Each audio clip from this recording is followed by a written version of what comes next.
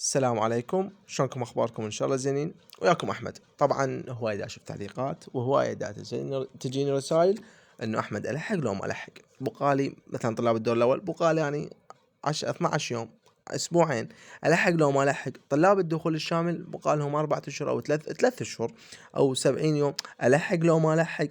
وغير هذا السؤال، شوف، لا تقول ما الحق، لا تقول ما الحق، قول راح ابدا وراح اوصل. هيج خلي تفكيرك، لا تقول راحت الايام وفاتت ايام ويا ريت قريت بيها وتتندم. لا، لا تقول ما لحق انت، ولا تقول راحت الايام. اسمعني زين.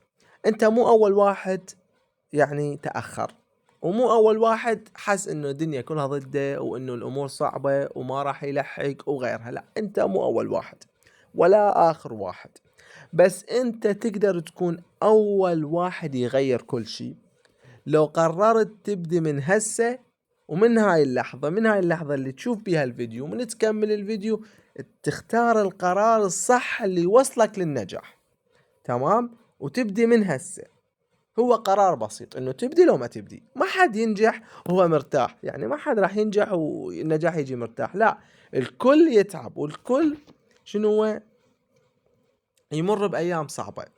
بس الفرق بين اللي راح ينجح واللي راح يرسب. اللي راح ينجح ما استسلم بمثل هاي الظروف اللي انت هسه تمر بيها، لا، قاوم التعب وخلاه حافز. تمام، خلاه حافز الى مو عذر انه انا والله صارت عندي ظروف خلاص شنو ااجل اعوف السنة اعيد السنة. لا، الوقت بعده موجود عندك، والحلم بعده حي. حلمك بعده حي، لا تموت حلمك هذا ولازم توصل له. لا تخلي الايام تتعبك، انت تعب الايام باجتهادك، وارفع راس اهلك وارفع راس منطقتك، مو بس اهلك. افتح كتابك وراجع، وانت غير وانت قدها. بس لازم تقوم هسه، مو باكر، مو بعد نص ساعة. هسه كملت الفيديو، يلا قوم، قرر هسه. تمام.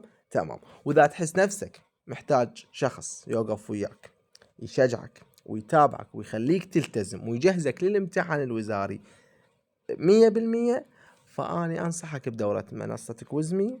إذا تحبون تشتركون وتعرفون التفاصيل أكثر، رابط الدورة بأول تعليق، بالتعليق المثبت تقدرون تشوفون. طبعا هذا مو إعلان ولا شيء، وإنما فائدة إلكم، لأن أنتم تستاهلون. يعني فائدة إلكم، مو إعلان مدفوع أو شيء، هو فائدة إلكم. وأتمنى تستفادون من عنده، وأتمنى لكم كل التوفيق، ويا رب النجاح والمعدل عالي. وأتمنى أكون ما قصرت بهذا الفيديو.